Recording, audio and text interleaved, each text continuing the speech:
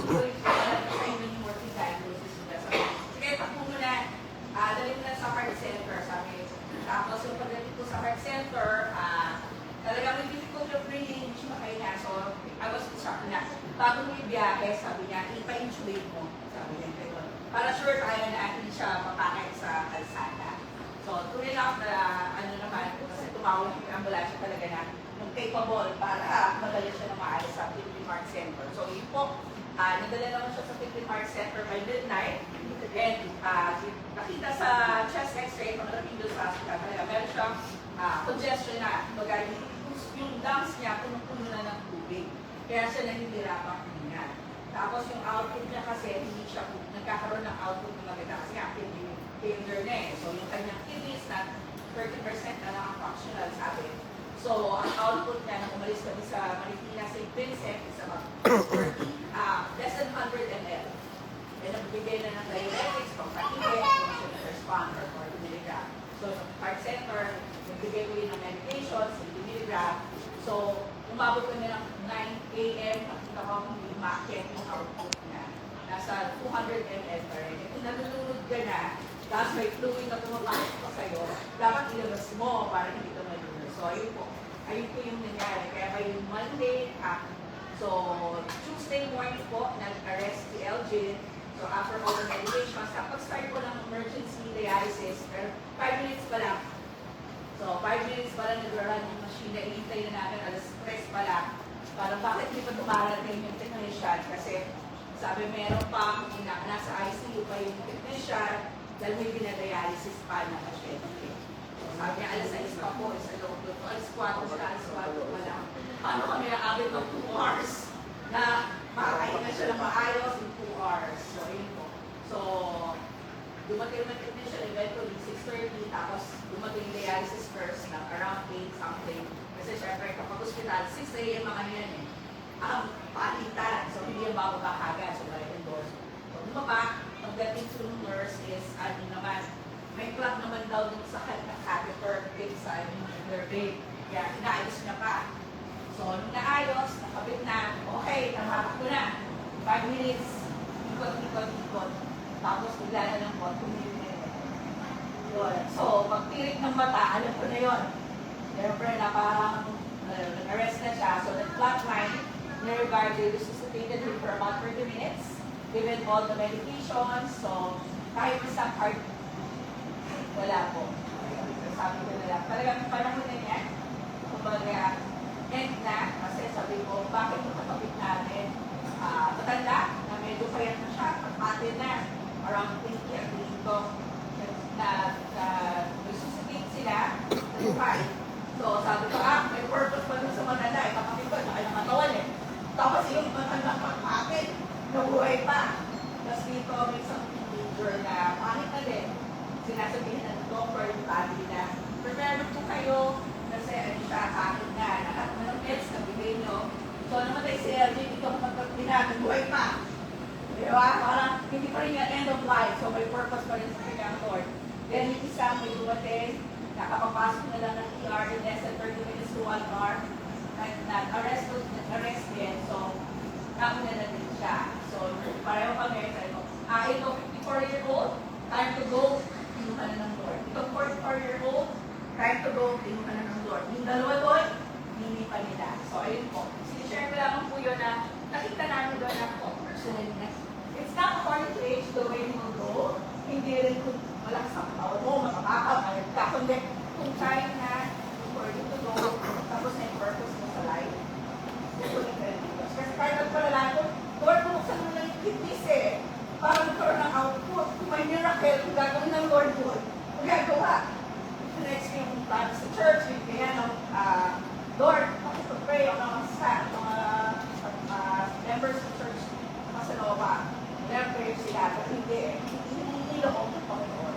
So, end of life ni Adam. So, let us celebrate po. Kaya kung nagagawa natin ang gawain na ba, para mag-celebrate natin sa kanyang life, at i-remember natin po ang kanyang life. So, hindi na po ang floor para po kayo mas-order. Salamat po. Thank you po, Dr. Roman. Tayo po lang tayo tumayo. Sa ating pong prayer.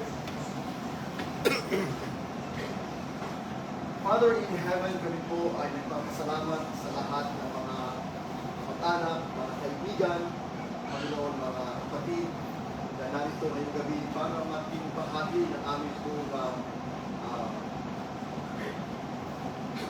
gawain ng pagkiramay, pagsuporta, pag-ibig, pagmamahal sa aming po minamahal na LG Junior. Salamat Ama na simula pa ng araw na siya po ay kinuha mo ay ikaw ang nagbibigay sa amin ng kalakasan, ng kaaliwan, ng kapayapaan, ng pag-asa sa buhay na walang hanggan. Alam namin Panginoon ay kasama namin ngayon at ikaw Panginoon nagbibigay sa amin ng tibay ng damdamin ng pananampalataya na harapin ano ba ng hamon ng buhay at pagsubok namin. So we ask Father na buksan mo ang mga isip at puso. We ask Father na ikaw po ang mangusap sa amin through your word. We thank you for your love. We thank you for your presence. We thank you for everyone here. We pray that you be glorified in our midst. In Jesus' name. Amen. Hindi ko makaupo tayo. Bukas po ng gabi ay meron tayong memorial service. Ang ating speaker ay si Pastor Victor Doan. Ang kanya po ay Ines, asawa ni LG. Meron po tayong ilang mga pipiliin na magbibigay ng kanilang mga testimonial kung sino si LG sa kanila. Right? Who is LG to me as a father? Who is LG to me as a friend? So, mas po, makakarinig po tayo ng ilang mga mga sharing about LG. That's Sunday na, 7 o'clock. And doon po sa Monday, it will be our last night together here. Meron po tayong necrological service na kung saan ay ating pong itatalaga ang kanyang mga labi sa Panginoon. On Tuesday morning at 8 o'clock, magkakaroon po tayo dito ng para pong last rites bago po natin siya dalhin sa Higlayang Pilipino. Higlayang Pilipino is probably about 45 minutes from here. We need to be there by 10 o'clock. So those of you na kayo po ay mayroong panahon and you want to samahan kami at least si LJ Jr. sa kanyang muling nagtunan, we would appreciate that very much in this time. Nagpapasalamat po tayo na ang ating pong mga kamag-anak sa Piliasis ay kasama po natin. Lagi pong full force ang Regino family.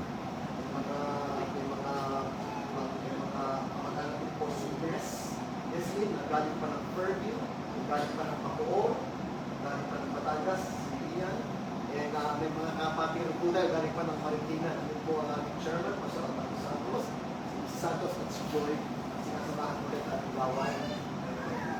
Thank you all for taking the time to be here with us tonight. Hayaan niyo po mag-share po ako sa inyo. Yung po lang tayo, pwede po kayo po. Pagkatapos po natin mag-away, siguro po mga around 30 minutes lang, marami po tayong pagkain dyan, marami tayong kape. Wala naman po kami, dito uwian, hindi po kami uuwi na. So hanggang alauna, hanggang alas 2, if you wanna stay, you can stay. Those of you I know, need to go home early because tomorrow is Sunday. But for the meantime, I would like you to listen as I read to you some words from the Bible, the Word of God. Gabi po kami naka-FB Live. Dahil meron po mga kamag-anak si LG Jr. na nasa mga nanghihingi ng nanghihingi ng link. Gusto na sila doon nanghihingi ng link. Gusto na mapanood ang service. And so hopefully, in London will be able to join us tonight through Facebook Live. Dito po sa my 2 Corinthians chapter 5, please listen as I read to you the word of the Lord. 2 Corinthians chapter 5 verses 1, I read from the Tagalog version. Alam namin kapag nasira na ang todang tinitirhan namin ngayon, kami ay may tahanan sa langit na hindi kailanman masisira. Isang tahanan ginawa ng Diyos at hindi ng tao. Tumaraing kami habang kami nasa todang ito at labis na nananabik sa aming tahanan makalangit. Upang kung mabihisan na kami nito, ay hindi na kami matagpuan. Habang nakatira pa kami sa todang ito, kami naghihinagpis at dumaraing. Hindi dahil nais na namin maiwaksi ang katawan ng lupa, kundi dahil nais na namin mabilisan ang katawang panlangit. Sa gayon, ang buhay na may katapusan ay mapapalitan ng buhay na walang hanggan. Ang Diyos mismo ang naghahanda sa amin para sa ganitong pagbabago. At ibinibigay niya sa amin ang Espiritu bilang katibayan na ito ay pagpalainawan ng Panginoon ng pagbasa ng kanyang mga salita. Isipin niyo po, 44 years old. Lahat po nagtatanong, ano nangyari? He's very young, 44 years old. What happened? Mga kapatid, kaya po napakaliwanag ng mga salita ng Diyos sa ating lahat at ito po ay isang paalala sa ating ito. Alam namin kapag nasira na ang todang tinitirahan natin ngayon ang ating katawang lupa, earthly tent. Tayo po ay nakatira sa isang katawang lupa, toda, earthly tent. Nakatira po tayo doon. This body is not us. Your body is not you. You are the one dwelling in this body. Your soul, your spirit, that is you. God gave you this body, your earthly body. Now the problem is, marami po sa atin, napapabayaan natin ang ating katawang lupa. Napapabayaan natin. Yun po ang laging tinatanong. Ano nangyari kay Elgin Jr.?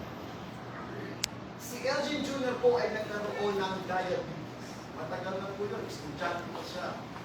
Meron na siyang problema sa blood sugar. There was a time na siya po ay nag-metformin para makontrol yung kanyang blood sugar. Bago pa siya ng asawa, gano'n na ang kanyang sitwasyon. Pero napabayaan, hindi masyadong inuintindi. Kaya po, some of you, matataas na ng mga blood sugar nyo, minsan yung check din yung mga blood sugar. Kasi po, kakambal ng blood sugar, yun naman po hypertension. Pero kung gusto pataasin ang kamay ng mga matataas ang presyon doon dyan, kasi baka mamaya, magtaasan tayong lahat. Ng mga may high blood na, may mga high blood. Kasi po lang yung high blood at yung diabetes, nasa kinakain, nasa diet. Yung po mahilig mag-soft drinks. Yan. Mahilig sa mga chocolate. Yan. So mga kapatid, pag napabayaan natin ang ating katawang lupa, we will suffer. At sinasabi po sa Biblia, alam natin kapag nasira na ang todang tinitirhan natin ngayon. So, ito pong katawang lupa talagang, whether we like it or not, ito'y nasisira. Kung napansin nyo, nahihirapan na po ako magbasa ng konti kasi malabo na aming mata. So, yung mata natin, kapabasa, nasa cellphone, nasisira, lumalabo ang aming mata. Hindi natin naiiwasan yan yung tumatanda. Ako po, hindi ko na maitago ang aking pagtanda. Ang anak ko po, si Zoe, hindi ko siya kasama pagka kami po ay magka-drive-thru. Lagi na lang, hinahanapan ako ng senior card. Sir, card nyo. And this card nyo, senior card. Hindi ba ako senior? But how can I hide it? My hair is maputi na. Kinukulayan ko nga ako yan. Lagi na ako nagkakamali. Kulay. Minsan nagiging brown. Minsan nagiging violet. Ngayon, violet. Minsan nagiging... minsan parang napapagod na ako magkulit. Pabayaan na lang. Pero... pagkasama ko yung anak ko lagi ako na... in fact, you know what is kind of... hindi mo na talaga maitatago ang yung pagtanda. Isang araw ko, kami nasa grocery at magbabayad ko ako sa grocery. And dito po ang picture ng wife ko. So kukuha po ako ng pera, sabi niya, Sir, ang ganda naman ang anak niyo. Hindi ko anak niya, asawa ko. Sabi naman po, nag-grocery kami, Sir, ang talim mo naman ng apo nyo. Hindi ko po apo yan, anak ko. Ano ba? Ito po medyo masakit. Kung kami ni Mama, meron kami nilalakad, aking biyanan. Meron kami nilalakad tungkol sa kanyang mga jeep, kanyang mga rehistro. Pumunta kami sa Laguna, inaayos namin yung rehistro. And ako driver niya So nandun siya, nandito ako. Ang sabi ng guardia, papasukin niya po yung misis niyo. Sabi ko, yung misis niyo, biyanan ko. Talaga naman. Tatanda. Sabi niya, ang buhay ay parang isang awit lamang. Mayroong simula, mayroong katapusan. Tatanda at lilipas din tayo. Hindi ko rin mapipigil ang paglipas ng panahon. Tayo po tatanda. Kaya po dapat nating ingatan ang ating mga sarili. Kaya po ang inspirasyon natin dapat si Juan Ponce Enrile. Si Juan Ponce Enrile, 100 years old, very sharp ang mind, very active. Hanggang ngayon siya po ang chief legal counsel ni President Bongo. Can you imagine na? May lambat na si Pagsan. Kanina po dito, siyempre, pababa ko lahat po kasi yung nagsisira, pababa ang siya dito sa loob. Ako, yung matatanda, hirap na po talagang bumaba doon. Kaya may tungkod, inaakay, inaalalayan. Sabi ko, ano yan, alam, tumatanda. So mga kapatid, hindi maiiwasan na sa paglipas ng mga panahon na tayo nanghihina, na tayo tumatanda, at minsan napapabayaan natin, nasisira ang ating tolda. Earthly ang ating mga katawan, nasisira. Kaya po sinabi ni Pablo, alam natin na kapag nasira na ang tolda nito, no matter how hard you try, no matter how hard you try to be healthy, one day, this body will wear out and leave. What then? Kaya nga po sabi niya, alam namin kapag nasira na ang todang tinatahanan namin ngayon, ang ating katawang lupa, kami ay may tahanan sa langit na hindi kailanman masisira. Tayo po ay binibigyan ng Diyos ng isang pag-asa sa isang buhay na walang hanggan, na kung saan tayo po ay magkakaroon ng katawang hindi nasisira. This body that will decay and die will be replaced with a body that lives forever.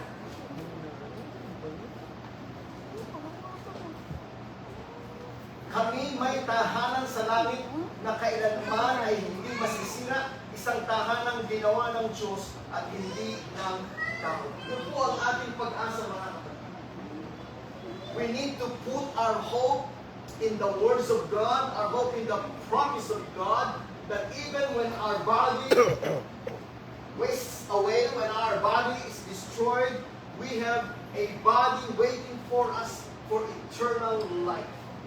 Kaya hindi po natin dapat, mga kapatid, ipinofocus lang ang ating isip at puso sa mga bagay ng sanlibutan. Uy, pwede kami mga kapatid na sa Manila.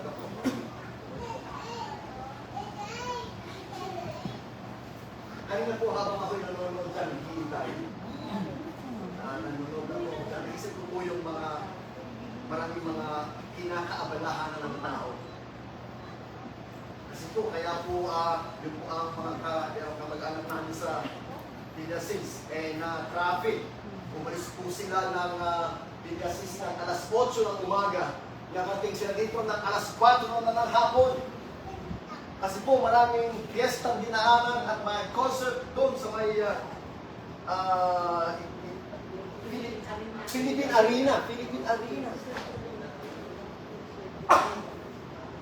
Ang mga tao po, at talaga po naman ang kanilang sentro ng isipan, lagi ng entertainment, concert, basketball,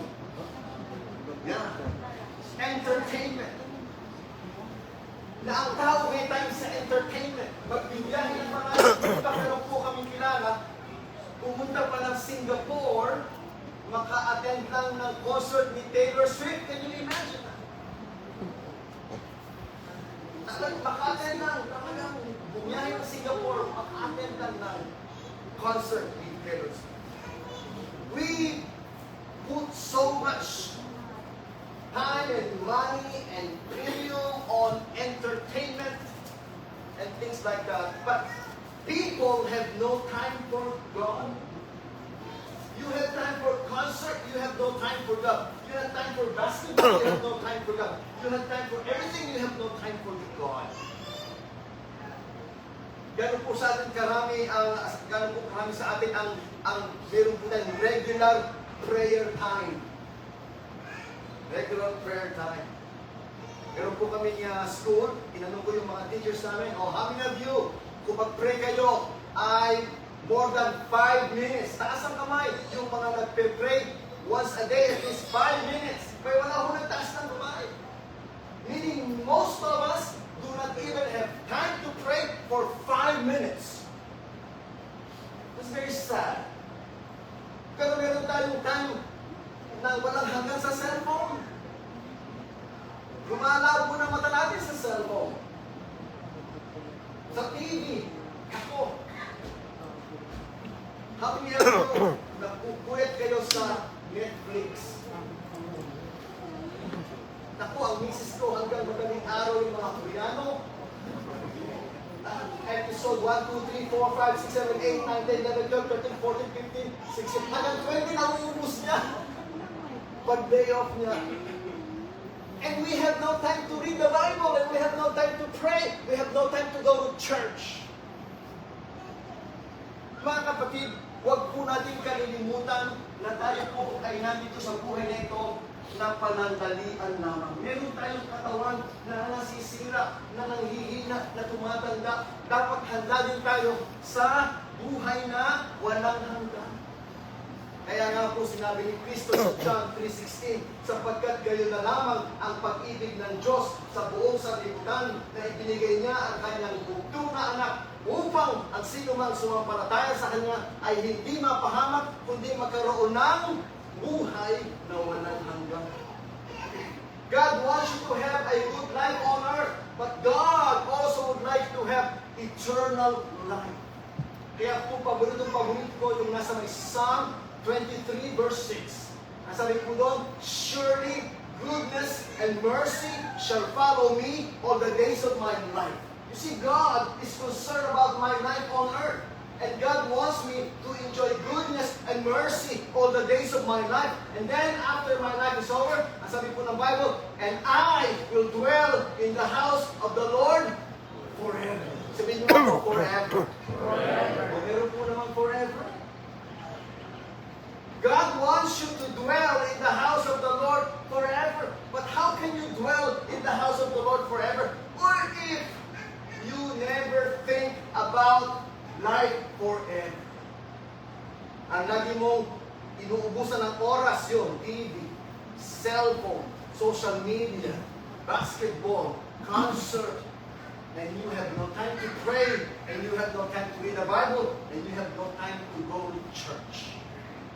Mga kapatid, kapag po sinabi ng doktora kanina, ang hirap po sa ospital. Kami po ni Mama ay natulog lang sa kotse sa parking lot ng Philippine Heart Center. Nagkakagulo, alam niyo po ba nagkakagulo? May mga ambulansya, nagkakagulo. Ang hirap kong tingnan yung mga nagkakagulo na mga nag-a-arrest, na namamatay, na kaliwat kanan. Very confusing, very... I don't know. I don't want to live in an environment like that, but that's how life is. Kaya hindi po rin dapat pababayaan ko ano ba mahalaga. Sabi nga po ng Bible, ano mapapakinabang ng tao, makamtan man niya ang buong sanlibutan, mapahamak naman ang kanyang kaluluwa. Taas niya po ang kamay ng mga may kaluluwa. Sorry, meron mga kaluluwa. Lahat po tayo may kaluluwa. Tayo po ay katawan, espiritu, kaluluwa. Ang sabi ng Biblia, ano mapapakinabang ng tao, makamtan man niya ang buong sanlibutan, mapahamak naman ang kanya Alam niyo po, nabasa ko yung kwento ni Michael Jackson. Si Michael Jackson ay mayroon po siyang team of doctors na chine-check up siya everyday. Kasi ang goal ni Michael Jackson ay mabuhay ng 100 years. That's his goal. You can read it. He wanted to live for more than 100 years. So meron siyang doktor. Binabayaran niya, ini-employ niya. Araw-araw. Mayaman si Michael Jackson. Sikat na sikat si Michael Jackson. Everybody knows. Mayaman siya, mayaman. Sikat siya. Maraming nag-aalaga sa kanya. Pero alam niyo po kung paano namatay si Michael Jackson? Namatay siya ng overdose. Kasi po siya, hindi siya nakakatulog. Dahil alam niyo naman ng mga artists, lagi ng pressure, stress, and everything. So hindi siya nakakatulog basta-basta para nakatulog siya. Ina-administer siya na parang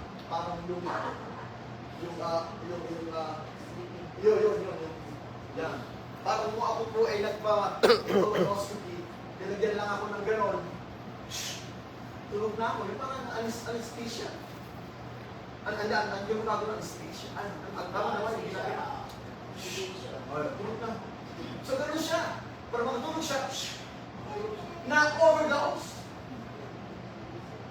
So Michael Jackson died of overdose. Kaya po yung mga doktor na tumitingin sa kanya, nakasuhan yun. Kasi parang negligence or whatever. So hindi mo po hawak mga kapatid ang buhay mo. Kahit pa ikaw si Michael Jackson, you never know when time is over. Kaya po napakahalaga na hindi natin ipinagwawa ng bahala ang buhay na walang hanggan. Sapagkat ano mapapakinabang ng tao, makantal na niya ang buong sanlibutan, mapahamak naman ang kanyang tao. Pero nga pong famous song si Michael Jackson. Alam niyo ang mga song niya, di ba? Thriller. Yan. Heal the World. Pero ano siyang song? I'm bad! I'm bad! I'm bad! I'm bad! Hindi ka ng mga song, hindi pang bad ang gusto mong song. Hindi naman, I'm good! I'm good! I'm godly! I'm godly! But he chose the song, I'm bad! I'm bad! And what hope do you have to go to heaven if all you're thinking is bad, bad, bad? Kaya nga po, sabi ni Paul, alam natin na kapag nasira na itong aming katawang tinitirhan, ay mayroong nag-iintay sa aming isang katawang hindi mamamatay. Hindi masisira.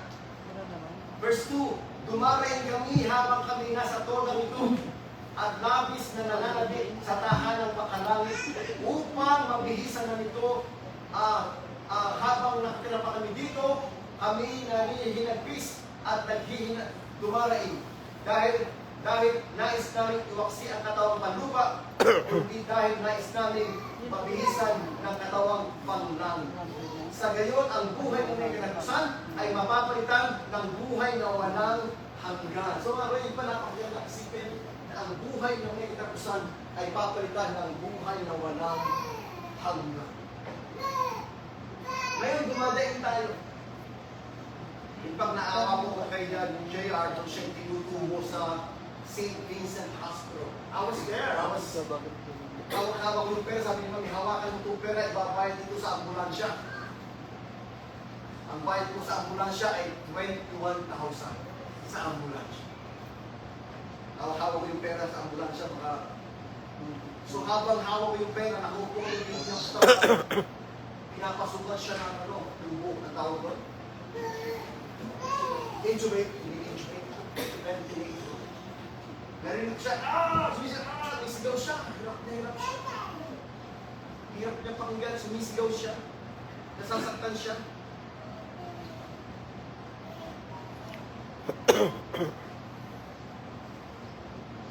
Alam niyo po, I've been married to Dr. for 25 years.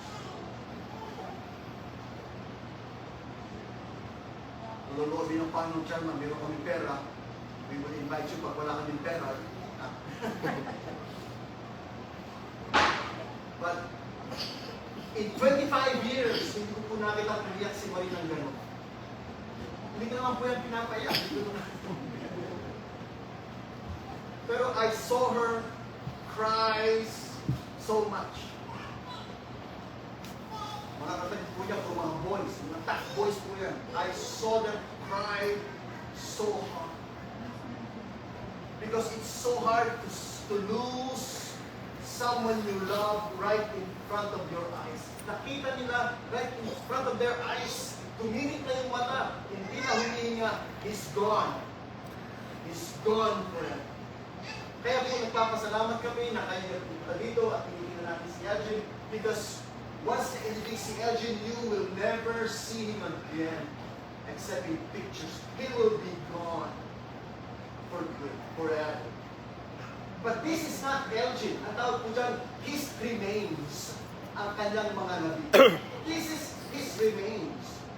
Ang sabi ng Biblia, ang lupa ay babalik sa lupa, ang abo ay babalik sa abo, ang alabok ay babalik sa alabok, subalit ang espiritu ay babalik sa Diyos na lumikha.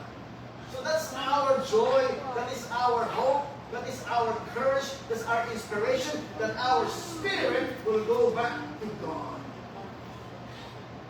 Kaya po sabi niya, we are excited. To be absent in the body is to be present with the Lord. So where is Elgin right now? Elgin is not in the body because Elgin is with the Lord. Can you say amen? Amen. Elgin is with the Lord. And he is with the Lord forever and ever and ever. Kausap ko lang po si Ben kanina. Si Ben, isa sa mga member natin sa church. Sabi ni Ben, alam mo pastor, si Elgin, ang isa sa mga estudyante ko sa Daily Vacation Bible School. Si Elgin, saka si Reggie, na darating po bukas. Estudyante niya sa Daily Vacation Bible School. Elgin grew up in church. Because Elgin is apo ng pastor. Si Elgin Senior, nasa bahay. Inaayang ni Jenna, sabi tayo naman. Masakit ang likod niya. Eh, nandun yung mga kapatid mo galing pamilya, sis. Masakit ang likod niya. Eh, ikaw pa, matadalangin ka ni Elgin dyan. Sige, ay pumunta. Old age. Talaga naman po hindi may iwasan yung old age. Pero mga kapatid, yung po ang kailangan bakit tayo dapat lalo nagsisikap sa Panginoon sapagkat old age is gonna come without warning to you and before you know it, you have very little time. Kaya nga po, ang sabi sa kanya, ang sabi ni Apostle Paul, verse 4, habang nakatira pa kami sa tolda nito, kami naghihinagpis at tumaraing. Kung si Elgin po kapitbahay ng we live in a compound. Si Elgin kapitbahay namin. Kaya po naririnig ko palagi yung kanyang mga daing, yung kanyang hirap, pag nagda-dialysis. Siya po nagda-dialysis 3 times a week. Can you imagine? 3 times a week. Gigising sila ng madaling araw, pupunta sila sa Marikina, magda-dialysis. Pag uuwi siya, hindi siya makalakad pa siya kasi pagod siya. And you know what is very striking to me? Yung isang araw na umuwi siya at hirap siya maglakad, ang umaakay sa kanya yung kanyang 2 anak. Yung isa niya, yung kanyang buso is only 4 years old. Yung kanyang pangalan is only 9 years old. Nandito si Turby, inaakay ng daddy niya. Nandito si Nigel, inaakay ng daddy niya. Galing sa dialysis na hindi makalakad. I saw that as a strong picture in my mind. These little boys helping daddy, and daddy's only 44 years old. What's so hard to imagine is the first time na makita ni Nigel ang daddy niya. I'm here. First time na makita daddy niya, napatay na. Pagtingin po ni Nigel like that, and then he looked away. Tingnan mo si daddy, he looked away.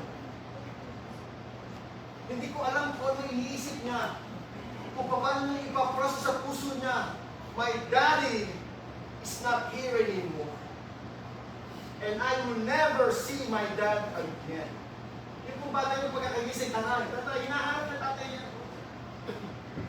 Paano na ngayon? Kaya nga po mga kapatid, napakahalaga na ating mga buhay ay nasa kamay ng Diyos. ipagkatiwala natin sa Diyos. Alam ng Diyos kung ano ang mabuti sa atin.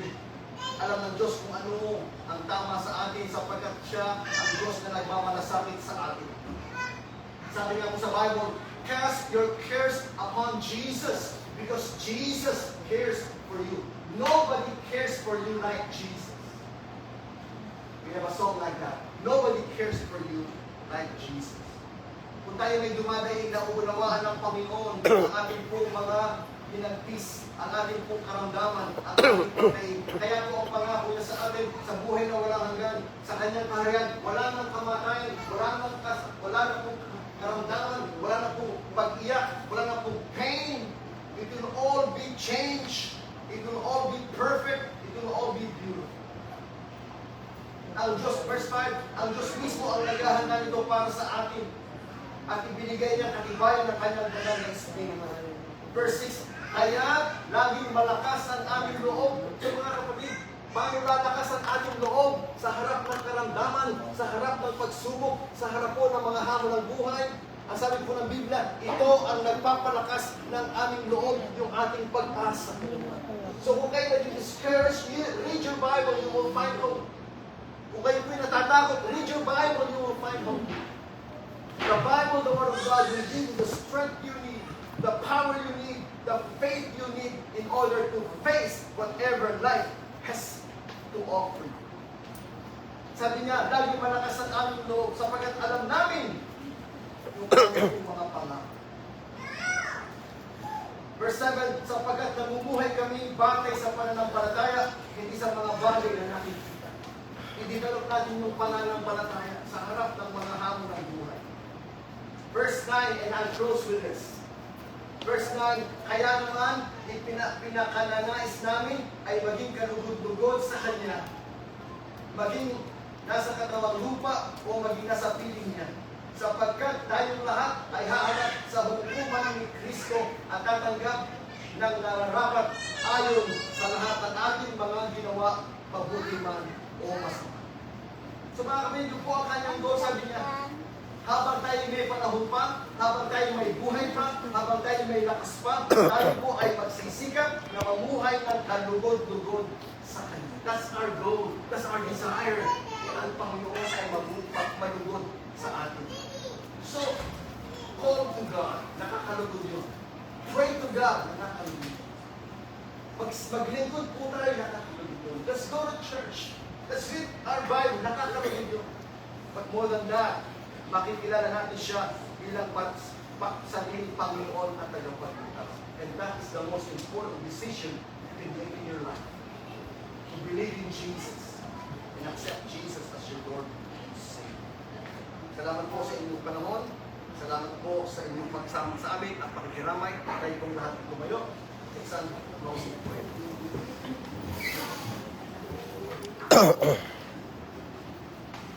Salamat po, Panginoon, sa ibinigay mo sa amin mga salita na nagbibigay sa amin ng pag-asa. Na anuman ang aming struggle sa buhay, anuman ang aming kahinaan, karamdaman, pangangailangan, kalagayan. There is a God in heaven who cares for us. And He wants us to receive what is best for us. Not only in this life, but more importantly, life to come. You are our God in this life and in the life to come. And you want to take care of us. Hold our hands as we journey in this life. Every day your goodness and mercy will follow us. And we shall dwell in the house of the Lord forever. And we will hang on to that hope with faith in our hearts. Because we have a God who loves us even though we're not worthy of God's love. Even though we don't deserve God's love. And yet He loved us. Nothing can separate us from the love of God. No one can separate us from the love of God. So help us, Father, to experience relationship with you. Help us, Father, to understand what it means to be a child of God. Help us, Father, to do our best to get to know you and live for you and serve you for as long as we have time, for as long as we have strength. Because one day we shall face the judgment seat of God and receive according to what we have done. And Father, we know that your mercy and your grace will be there to bring us to your kingdom forever. Oh, the Lord bless you and keep you. The Lord make His face shine upon you and be gracious to you. The Lord lift up His countenance upon you and give you His peace, now and always. In the name of the Father, and of the Son, and of the Holy Spirit. Everybody say, Amen. God bless you po. Magandang gabi sa inyo lahat. Tayo po'y makapopo na at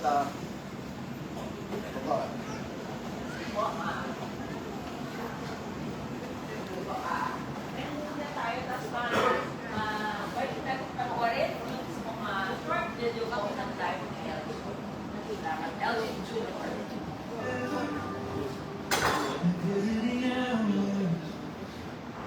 And I would ask them if I could take you home, what they say that it's for the best. I will live life the way you taught me and make it all mine. I'll open up my heart and everyone I love will know exactly who you are. If this is not Don't touch it, ha? Karga tayo. Sino yung tatay? Matinong tatay? since you've been Sino yung tatay? Tatay ba yun? Oh. Dito ka lang. Watch mo si tatay. Oh, watch mo si tatay. Tatay ba yan? Oh. Sige, sige.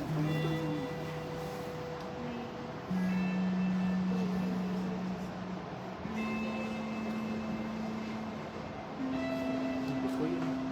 Tatay. Oh, early ba?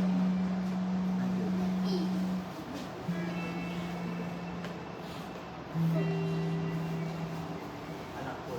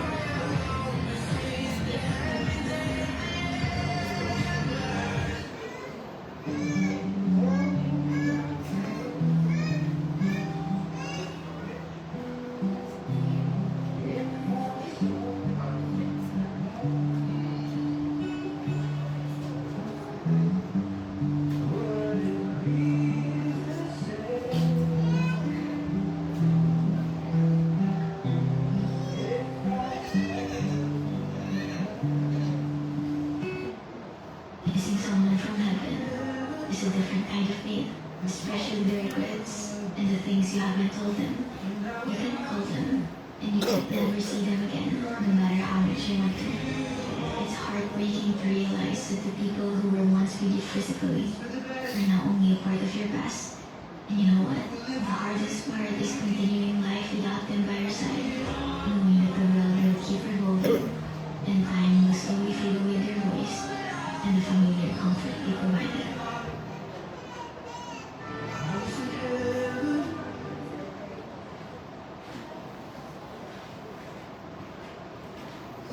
Yun po ang naging life ni Elgin.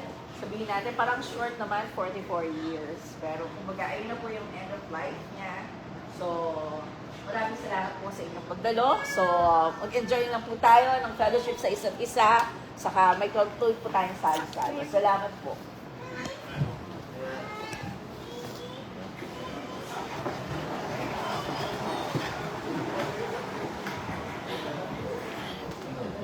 Yan. Ayan, kain po. Ay, ano mga St. James? Kain.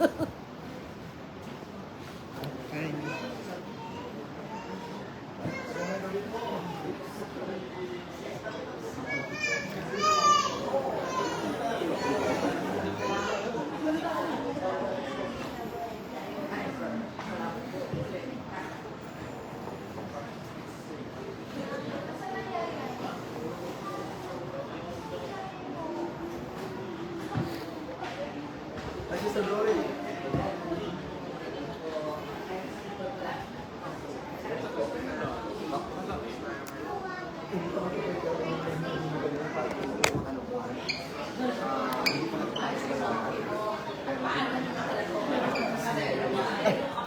Hindi ba?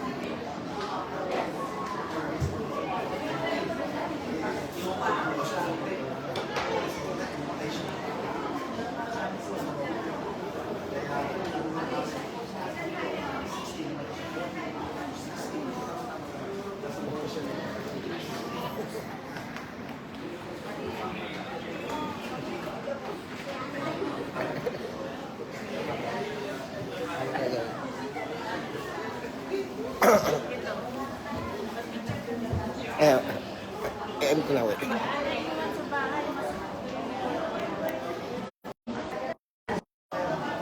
Okay.